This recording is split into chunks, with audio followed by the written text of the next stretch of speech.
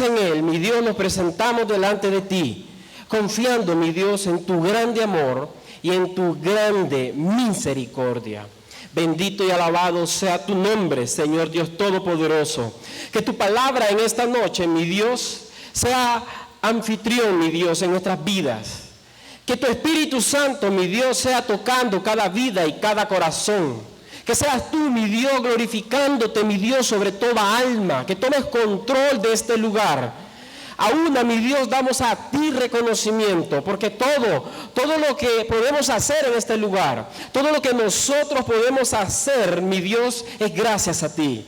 Somos lo que somos gracias a ti, mi Dios. Y en esta noche queremos compartir las Escrituras, tu palabra maravillosa, tu palabra que es eterna, tu palabra que es incambiable, mi Dios, tu palabra que es poderosa, para que sea ella, mi Dios, y con tu Espíritu Santo, cambiando nuestras vidas, cambiando nuestra manera de pensar, transformando, mi Dios, lo que somos. Que nuestras vidas, mi Dios, sean una ofrenda agradable delante de ti, mi Dios, aún en medio de nuestros errores y desaciertos, mi Dios. Presentarnos delante de ti, mi Dios, con humildad, mi Dios, con sencillez de corazón, reconociendo, mi Dios, que somos lo que somos gracias a ti.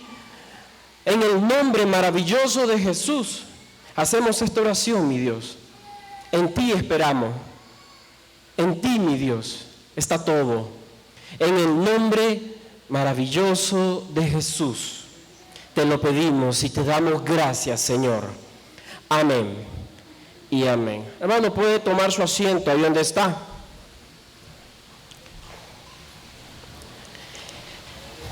Esta semana un hermano de la iglesia publicó una imagen, me gustó mucho, en Facebook.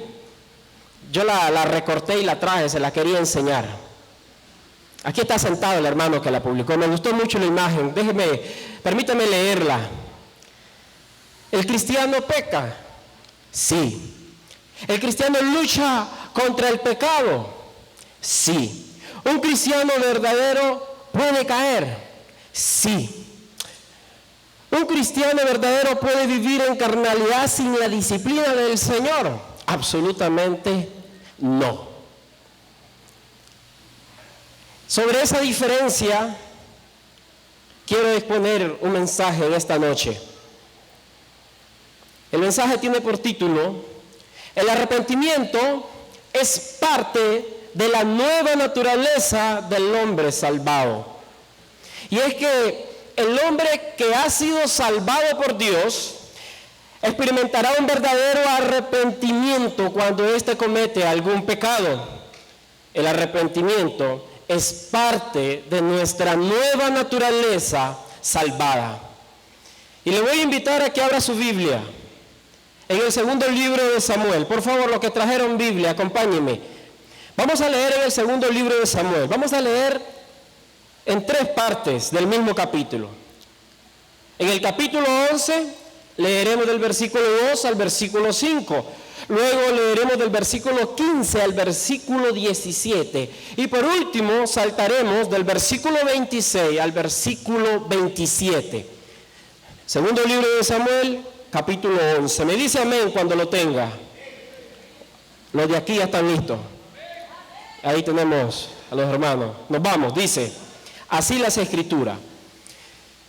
Y sucedió un día, al caer la tarde, que se levantó David de su lecho y se paseaba sobre el terrado de la casa real. Y vio desde el terrado a una mujer que se estaba bañando, la cual era muy hermosa. Envió David a preguntar por aquella mujer, y le dijeron: aquella es Betsabé, hija de Elián, mujer de Urías Heteo. Y envió David mensajero, y la tomó, y vino a él, y él durmió con ella. Luego ella se purificó de su inmundicia y se volvió a su casa. Versículo 5. Y concibió la mujer y envió a hacérselo saber a David diciendo: estoy preñada. Cruces el versículo 15. Y escribió la carta a David diciendo: pongan a Urías al frente, en lo más recio de la batalla, y apártense de él, para que sea herido y muera. Así fue que cuando Joab sitió la ciudad, puso a Urías en el lugar donde sabía que estaban los hombres más valientes. Y saliendo luego los de la ciudad, pelearon contra Joab y cayeron algunos del ejército de los siervos de David. Y murió también Urías, heteo. Salta al versículo 26. Oyendo la mujer de Urías que su marido Urías era muerto, hizo duelo por su marido. Y pasado el luto, envió David y la trajo a su casa, y fue ella su mujer, y le dio a luz un hijo. Mas esto que David había hecho fue desagradable ante los ojos de Jehová. Sabe que hemos estado hablando sobre la salvación. Sabe que la postura de la iglesia, de los que hemos creído y hemos conocido el Evangelio, es que una vez que el hombre ha recibido la salvación de parte de Dios, no la puede perder. Los sábados hemos estado hablando sobre eso. Pero siempre hay preguntas, siempre hay incógnitas. Y viene muchas veces de aquellos que enseñan lo contrario, de aquellos que enseñan que la salvación sí se puede perder. Y una de esas incógnitas está relacionada con el pecado. Porque es ilógico, dicen ellos. Es ilógico que una persona, no importa lo que haga, seguirá siendo salvo siempre. Ellos dicen, lo que uno puede pensar ante esta afirmación es lo siguiente: no importa, pequemos todo lo que queramos, al fin y al cabo siempre seremos salvos. Algo que se ignora de las Escrituras y algo de lo que hemos estado enseñando, la última vez que estuve con ustedes, dije que la salvación no es algo que simplemente se otorga, no es algo que simplemente el hombre recibe y lo guarda. La salvación es una identidad. Es una nueva identidad que viene del Espíritu Santo, el cual es garantía de aquellos que han sido salvados. La salvación es una identidad en la persona. Le puedo hacer una pregunta que la pregunta en sí es compleja, pero la respuesta es obvia. Pregunta compleja, respuesta obvia. ¿Puede un cristiano que ha sido salvado pecar? Sí. Quien diga que no, definitivamente está lejos de las Escrituras, porque la Biblia enseña que el único que nunca pecó, que no pecó sobre esta tierra, fue Jesucristo. La Biblia enseña que todos los hombres nacemos con una naturaleza caída, pecaminosa, inclinada al pecado. Es como que alguien acá, yo le pregunte, levántese el que nunca ha pecado hasta este momento. Primera de Juan, capítulo 1, versículo 9, reafirma esto, dice, si alguno ha pecado, si alguien ha cometido pecado, confesémoslo delante de Dios, porque Él es fiel y justo para perdonar nuestros pecados y limpiarnos de toda maldad. Manda a las Escrituras que el cristiano debe de confesar sus pecados para que Dios le perdone y para que Dios le limpie. Pero realmente la pregunta que para mí tiene más cabida no es que si un cristiano ya salvado puede pecar. La pregunta que yo quiero hacer en esta noche es: ¿qué tan bajo puede caer un cristiano por causa del pecado? Escucha bien, ¿qué tan bajo puede caer un cristiano por causa del pecado? Yo no sé si usted mira mucha noticia.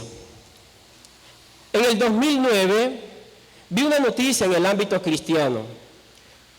El pastor de una iglesia en California, llamado Tommy Moya, se paró ante su congregación y confesó delante de toda la iglesia que él había cometido un grave pecado.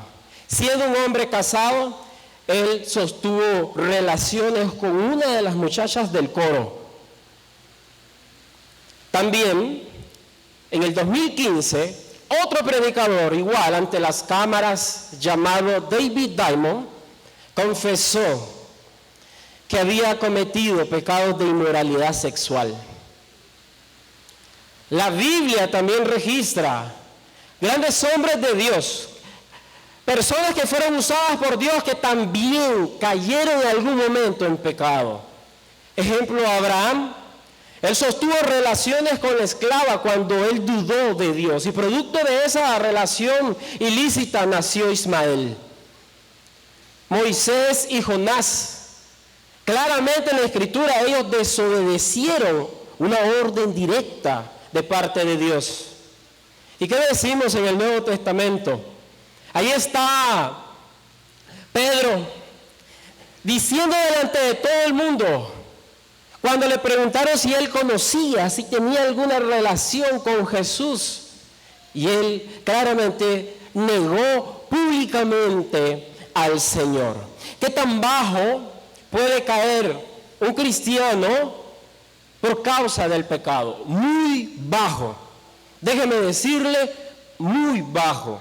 De hecho, en el Evangelio de Lucas, cuando cuenta la historia del hijo pródigo, nos vemos que un cristiano realmente puede caer bajo.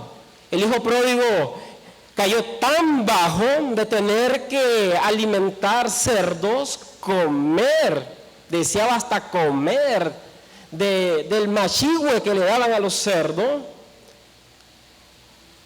Realmente, cualquiera de nosotros que en algún momento le demos puerta al pecado, podemos caer muy bajo. En Hebreos capítulo 3, versículo 12, el escritor de Hebreo hace una advertencia, le hace una advertencia a la iglesia. Póngale en mente que comienza diciendo hermanos, o sea, a todos nosotros. Hermanos, dice, mirad, que no haya en ninguno de ustedes corazón malo de incredulidad para apartarse del Dios vivo. Antes exhortaos los unos a los otros cada día, entre tanto que se dice hoy, para que ninguno de ustedes, que dice la Escritura, se endurezca por el engaño del pecado. Una cualidad en sí del pecado es que engaña a la persona al punto que lo lleva al nivel más bajo y más vil. Pero cuando la Biblia habla de pecado, ¿qué va a hacer esta aclaración? Cuando la Biblia habla de pecado, habla del sistema del mundo, los deseos de la carne, los deseos de los ojos, la vanagloria de la vida, la naturaleza caída. Todo eso es el sistema de pecado. Y David, el rey David, fue parte de eso. No hay antecedente en las Escrituras de un hombre usado por Dios que haya caído en semejante pecado como David. Porque lo de David fue pecado sobre pecado, para justificar su propio pecado. Leemos o yo entiendo que fueron 3 pecados en los que David cayó.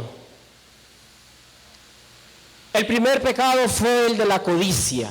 Ya estaban los 10 mandamientos en vigor que dicen: no codiciarás a la mujer de tu prójimo, ni su casa, ni su ganado, ni a su mascota, nada. Dice la Biblia que David estaba en el palacio real y vio a lo lejos una mujer que se estaba bañando desnuda. Un predicador dijo una vez: la primera mirada nadie la puede evitar porque nadie está ciego, pero la segunda mirada, esa mirada sí es la del pecado. Porque yo puedo pasar en la calle y una muchacha medio vestida puede pasar y yo sé qué pasó. y yo quiero voltear, o al menos mi carne me dice, hay que voltear. Esa segunda mirada. La Escritura enseña que cuando David vio a la mujer, no fue de, uy, una mujer bañándose, qué horrible. No, se quedó viéndole detenidamente, al punto que dijo, qué mujer más bonita. Cayó en uno de los pecados peligrosos: codiciar a la mujer de su prójimo. Y es ahí donde yo le estoy diciendo, mire, el pecado es un túnel, que entre más uno se va metiendo, más oscuro se vuelve. Y los pecados que son de inmoralidad sexual, yo no sé, pero en mi propia opinión son los más peligrosos. Porque no es tan fácil meter retroceso. Y David la vio, la codició, la deseó, le dijo a sus soldados, vayan y averigüen quién es esa mujer. Y cuando vinieron y le dijeron, claramente, esa mujer es casada con uno de tus soldados, se llama Betsabé, y su esposo se llama Urías, Eteo. Y en ese momento, dice la Escritura, David la mandó a llamar. Y una vez que estuvo ya en su palacio, ocurrió el segundo pecado. Dice la Biblia que David tuvo relaciones sexuales con ella. A eso se le llama el pecado de adulterio.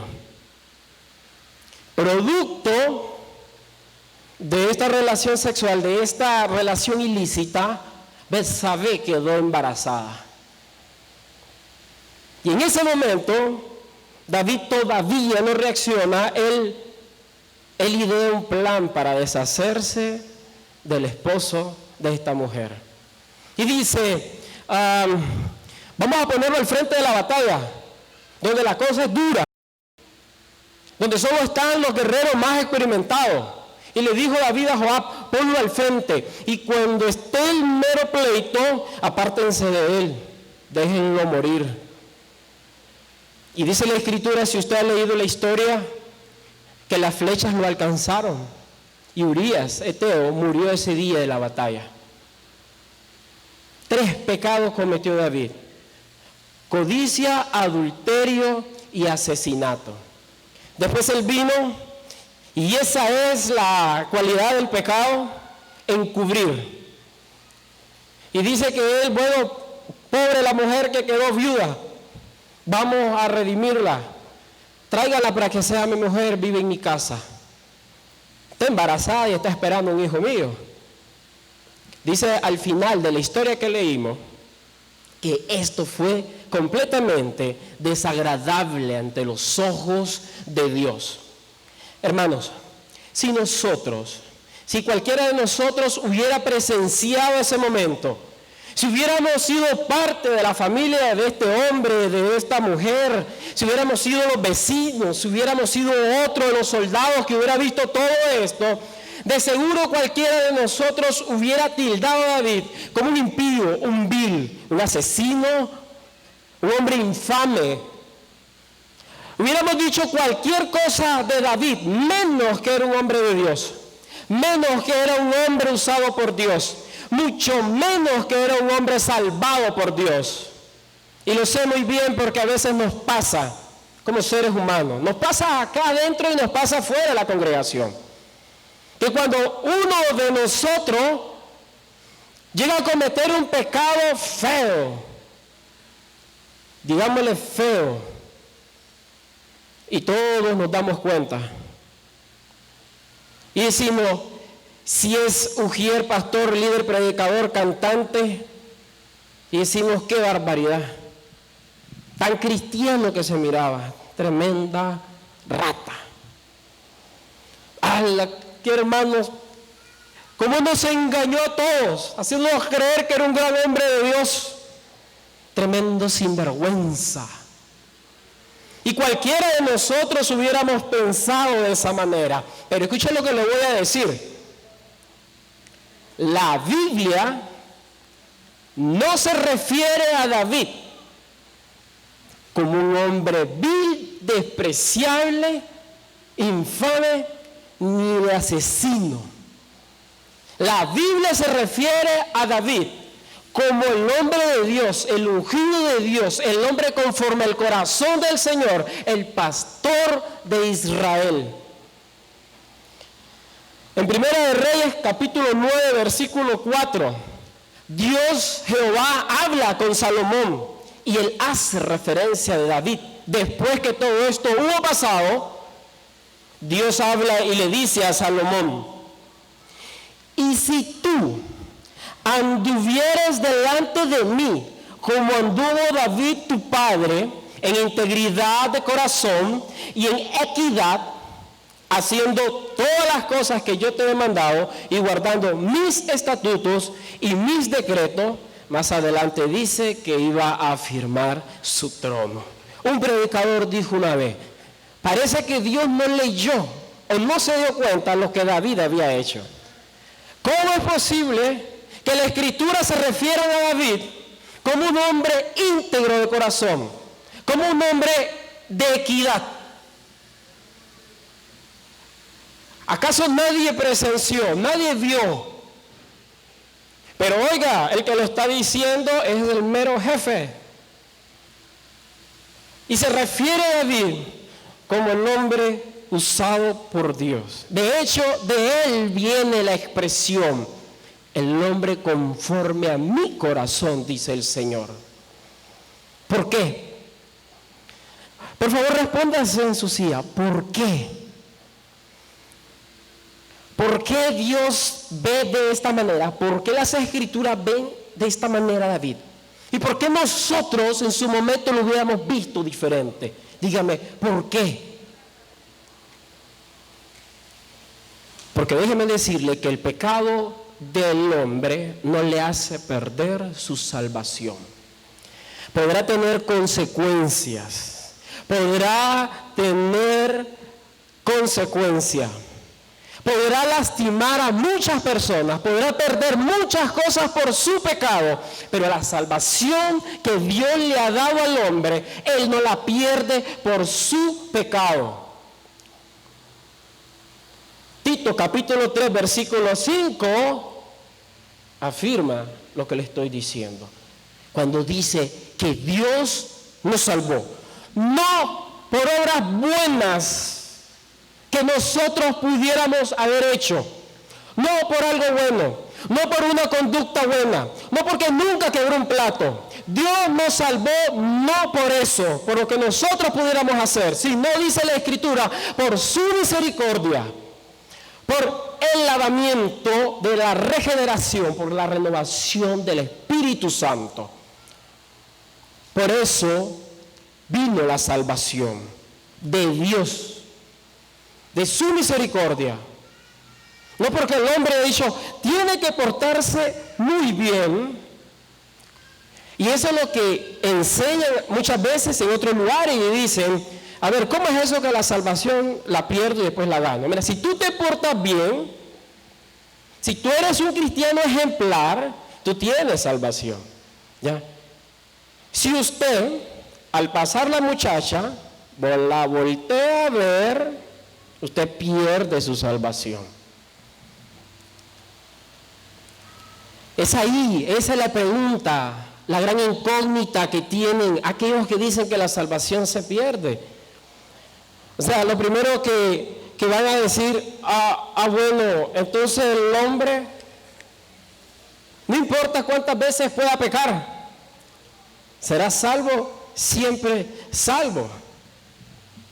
Tal vez alguno de los que están acá ya se hizo la pregunta y dice, ¿qué está diciendo el hermano? Entonces no hay problema con mi pecado, no hay problema, entonces yo puedo pecar, siempre voy a ser salvo.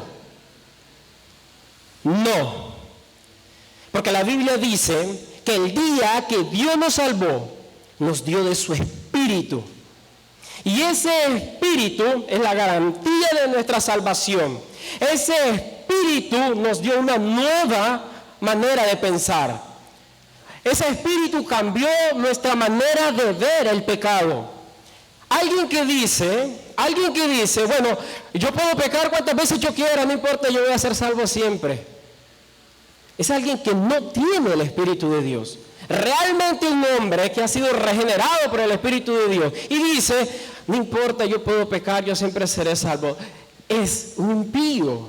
No tiene el Espíritu de Dios en su vida. Porque el Espíritu Santo cambia nuestra manera de pensar. ¿Hacia qué? Hacia el pecado. La palabra de Dios dice en el Evangelio de Juan, capítulo 16, versículo 8, tan pequeño, y Jesús lo reafirmó, Él dijo, cuando venga el Espíritu Santo sobre ustedes, Él los va a convencer al mundo de pecado, de juicio y de justicia. Convicción de pecado. Ya no como antes, que podíamos hacer algo y nos daba igual. Ya no como antes, que creíamos que muchas cosas malas eran normales. Yo puedo hablar hasta este día con personas y le digo, mire, por favor, deje de beber guaro. Pero si eso no es malo, ¿qué tiene de malo que yo me eche mis 5 cervezas? No lo es. Pero mire, eso no le agrada a Dios. Y se quedan con su opinión y para ellos no es malo. Piensa que el mundo tiene convicción de pecado. ¿Cómo le llaman a eso que estamos hablando, al adulterio? Una aventura. Le ponen el nombre más hermoso, más sutil, más elegante. Porque no tienen convicción de pecado. A lo malo le dicen bueno. Y el cristiano debe decir bueno a lo que es bueno según las Escrituras. Lo que el Espíritu Santo de Dios le dicta que es bueno. Ese Espíritu Santo es el que nos lleva. Esa es la diferencia. Cuando David pecó, cuando David hizo toda esa cadena de pecado horrible y atroce, cuando David hizo todo eso, ¿cómo es posible que Dios después habló de David como el gran hombre de Dios? Y es que David no corrió lejos. Cuando David llegó el profeta y le habló y le dijo y le mostró su pecado, David hizo un alto en su vida. Pero no vino de David en sí. Vino del Espíritu que Dios le había dado a David y le dijo,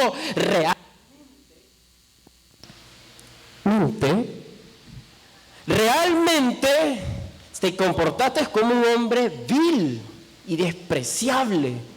Realmente le faltaste a esa mujer, le faltaste a tus soldados, le faltaste al pueblo de Israel, pero sobre todo le faltaste a Dios.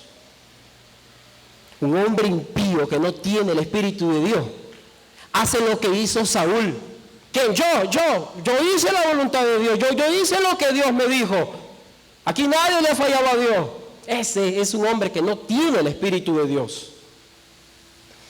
Arrepentimiento. El arrepentimiento es una de las garantías de nuestra salvación. Un hombre que ha sido salvado por Dios se arrepiente genuinamente de su pecado. Un hombre que no ha sido salvado por Dios sigue en su pecado igual, le da igual, lo ve normal, vive en eso, hace un compañero del pecado en su vida. Es el arrepentimiento. ¿Y sabe lo que dice la Biblia en el idioma original de la palabra arrepentimiento? En el griego se pronuncia metanoia, arrepentimiento. ¿Y sabe qué significa? Un cambio de mente. Cuando la Biblia habla de la palabra arrepentimiento, está diciendo un cambio de mente. Cuando Dios dice que nos arrepintamos, o cuando alguien se arrepiente, es alguien que su mente cambió. Y le pregunto, ¿cambió ante qué? Ante el pecado. Ya no lo ve como lo miraba antes.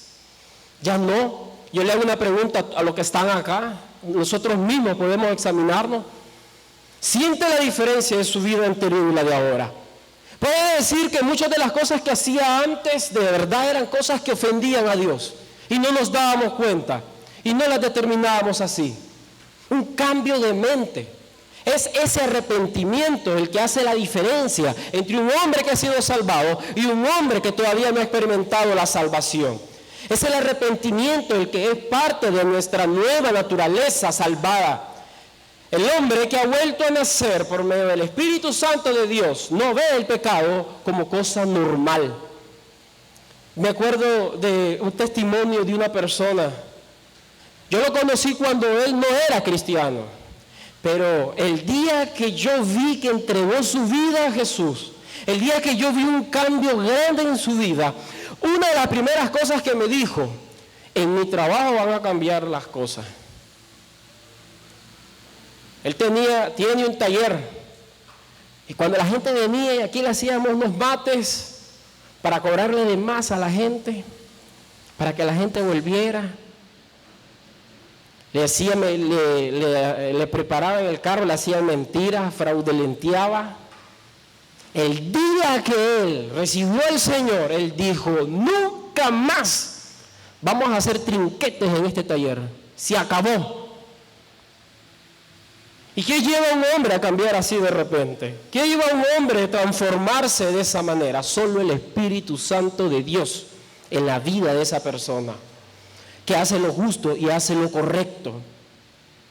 Segunda de Corintios capítulo 7, versículo 10. Esto lo dice el apóstol.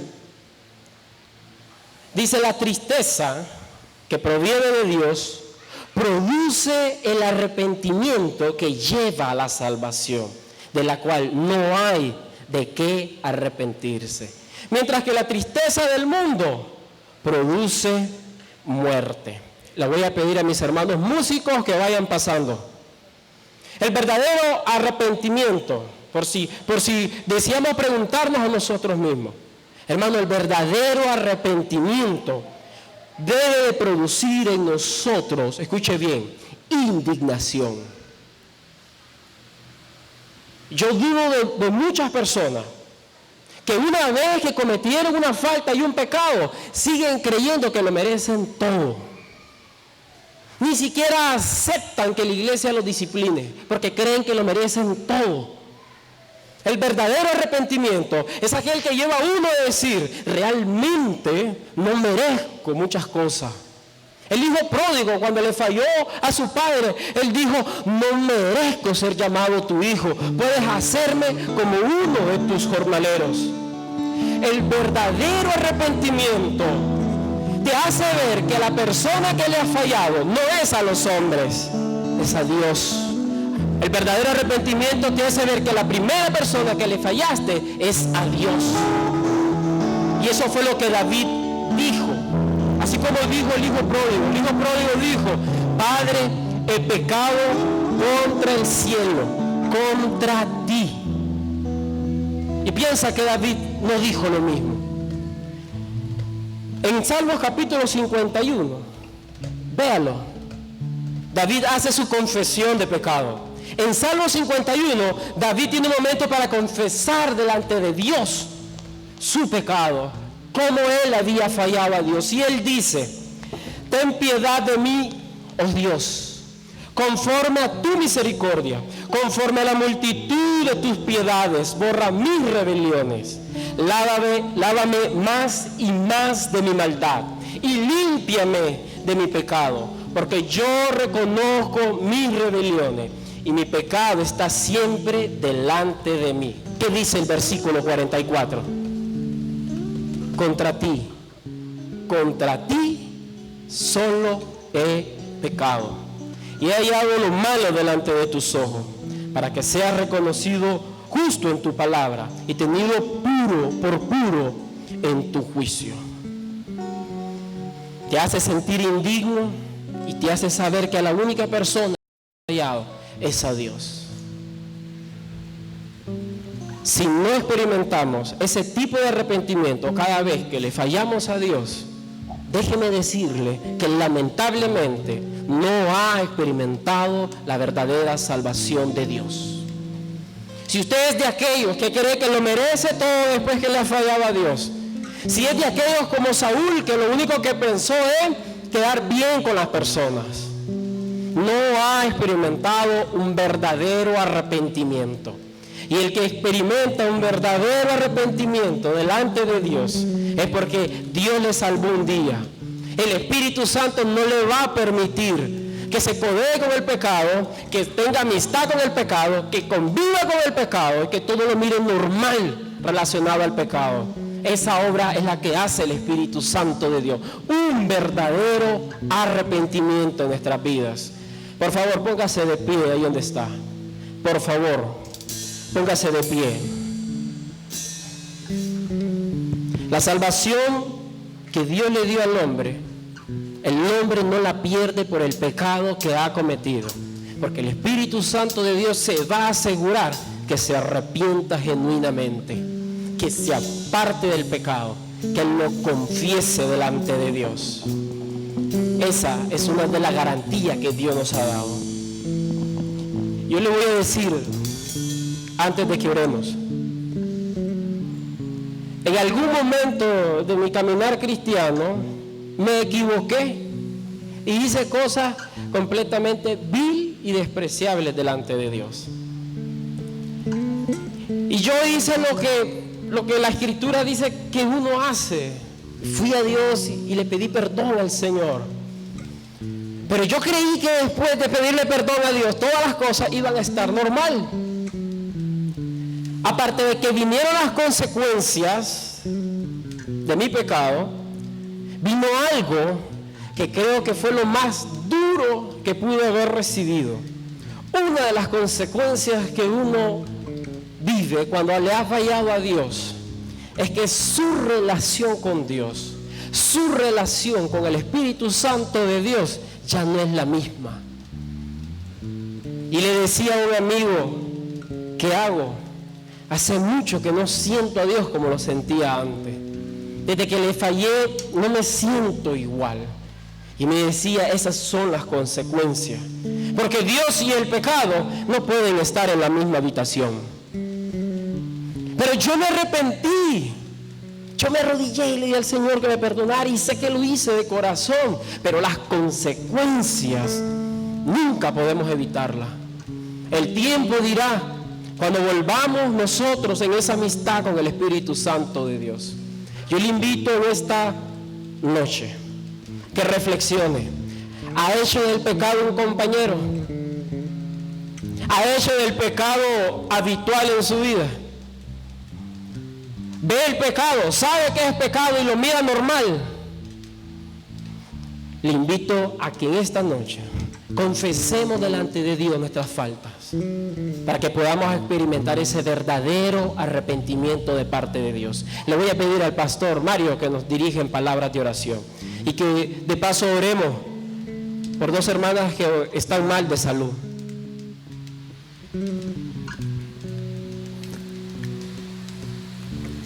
Y es lo más triste que puede haber, hermano, es perder la comunión con Dios. ¿Sabe? En un momento